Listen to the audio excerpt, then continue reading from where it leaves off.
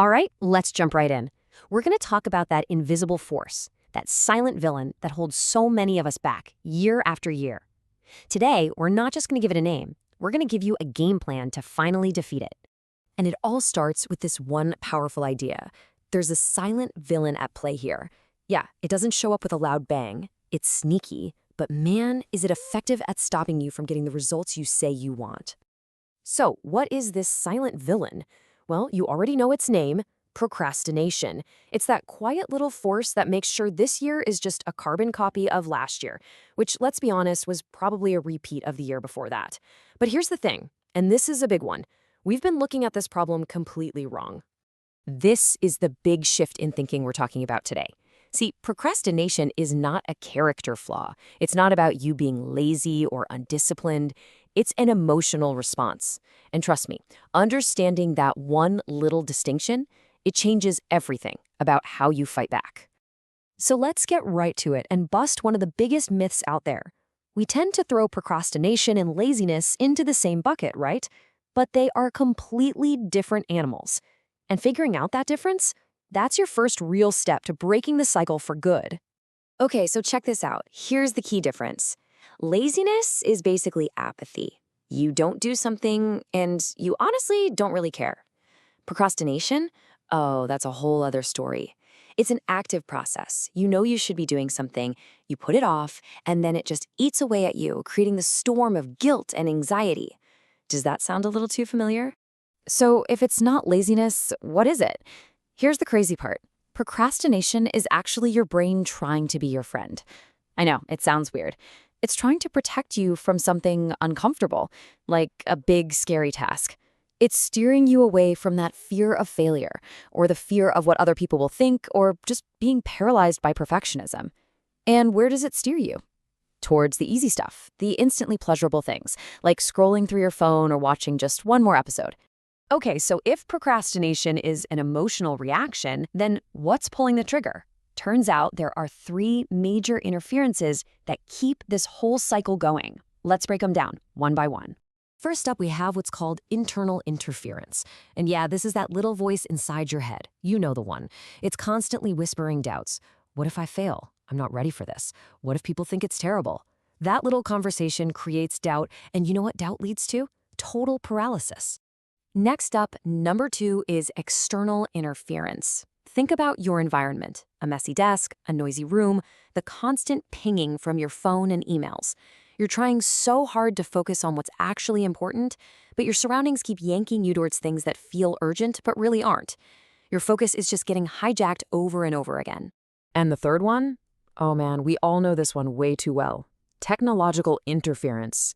And let's be clear, the problem isn't your phone or your laptop. The problem is the unconscious, mindless way we use them. You just pick it up for a quick check, right? And then you look up and poof, 40 minutes are gone. Here's the bottom line. If you don't control your attention, somebody else or some app definitely will. All right, we've named the villain. We've redefined the problem. We've diagnosed the causes. So what's the cure? Well, it's not some magic burst of motivation that disappears in a day. The real antidote is something way more powerful and reliable. Structure. And this quote right here just hits the nail on the head. We all think a new year will magically change us, but a new year doesn't change anything. New behavior changes everything. We can't just wish for change, we have to build systems for it. And that, my friends, is what structure is all about. Now get ready for another game-changing idea. The goal isn't to stop procrastinating entirely. That's impossible. Everyone procrastinates. Even the most successful people on the planet procrastinate. The difference? They consciously choose what they procrastinate on. They put off the small stuff, the low-impact tasks, like, say, washing the car, so they can pour all their energy into the high-impact stuff, like their health, their family, or their most important projects. So that's the goal, right? To choose our procrastination. But how do we actually build that structure to make it happen? Well, let's get practical. Let's dive into your toolkit, a simple 5-step plan to get it done. So here it is, your roadmap for building that structure. It's a really logical flow. First, you gotta know where you're going with clear direction. Then, you simplify everything to get rid of the noise. That's reduced complexity. After that, you turn your vague ideas into a real plan. Build momentum with an intentional routine. And finally, you fine-tune everything with a weekly review. Let's walk through each one. Step 1 is all about getting crystal clear. I want to get healthier? That's just a wish. It's not a real goal. You have to be specific. How many times a week are you hitting the gym? How much weight do you actually want to lose? Then, and this is huge, you have to attach a powerful why to it. Because that why, that deep reason, that's the fuel that's going to push you through when things get tough. All right, step 2, reduce complexity. This is so important. We fail because we try to juggle like a million things at once. So the rule here is incredibly simple but powerful. Just focus on 3 key priorities every single day. That's it.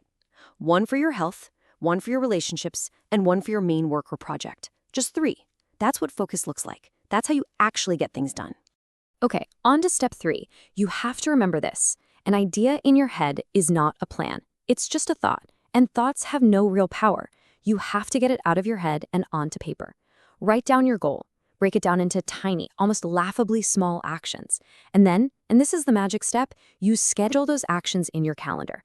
Give them a time. Give them a place to exist in the real world. And that brings us to steps 4 and 5. Step 4 is all about building an intentional routine. Why? Because what you do every day, your consistency, is what forges your new identity. You literally become what you repeatedly do. And finally, step 5, the weekly review. Look, this isn't about beating yourself up. It's about being a smart strategist. You just ask 3 simple questions. What worked? What didn't work? And what am I going to adjust for next week? That little feedback loop, that's the engine of real lasting change. So, you see, that silent villain procrastination? You don't defeat it with one big heroic act of willpower on a Monday morning. No way. You defeat it with awareness, with clarity, and with a smart, deliberate, structured plan of action. Which really brings us to the most important question of all. After everything we've talked about, the future that you really, truly want for yourself, where does it actually begin?